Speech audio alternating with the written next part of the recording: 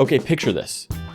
You just sat down with your morning cup of coffee, ready to finally get to work on that big project that you've been dreaming about. But before you can get started, life gets in the way. You know the drill. Your inbox explodes. Oh, come on! Your coworker suddenly needs that quick call that's never really that quick.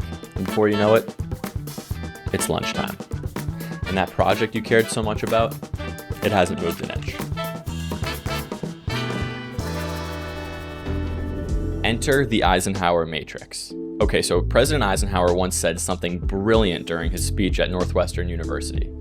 He said, "I have two kinds of problems, the urgent and the important ones.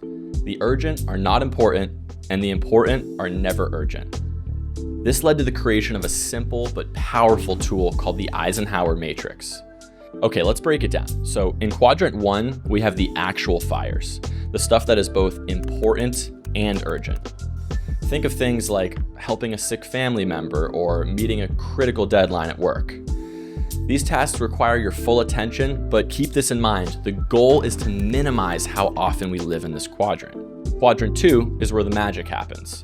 These tasks are tied into your long-term goals, like chipping away at a big project or learning a new skill.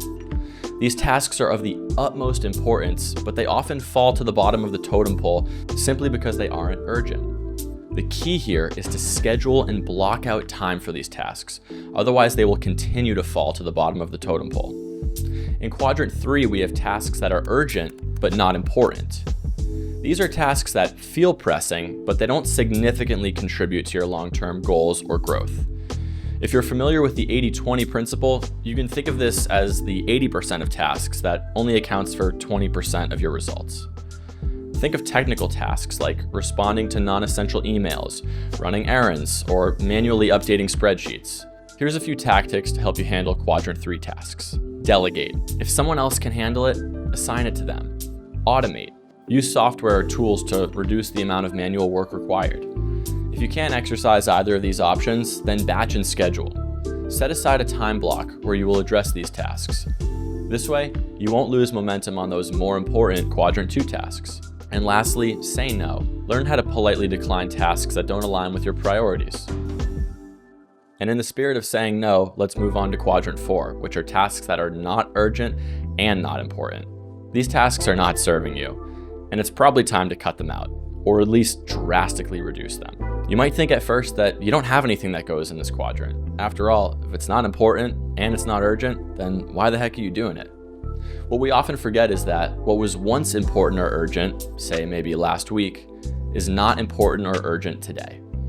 And the only way to assess this is to take inventory of your life. Take 5 minutes today and reflect on all the tasks that you do in a week. Then add to that list all the tasks that you want to complete. Now go ahead and sort those tasks into the Eisenhower Matrix. Once you're done, it's time to take action. Pick one task from quadrant 2 and block out time for it on your calendar this week.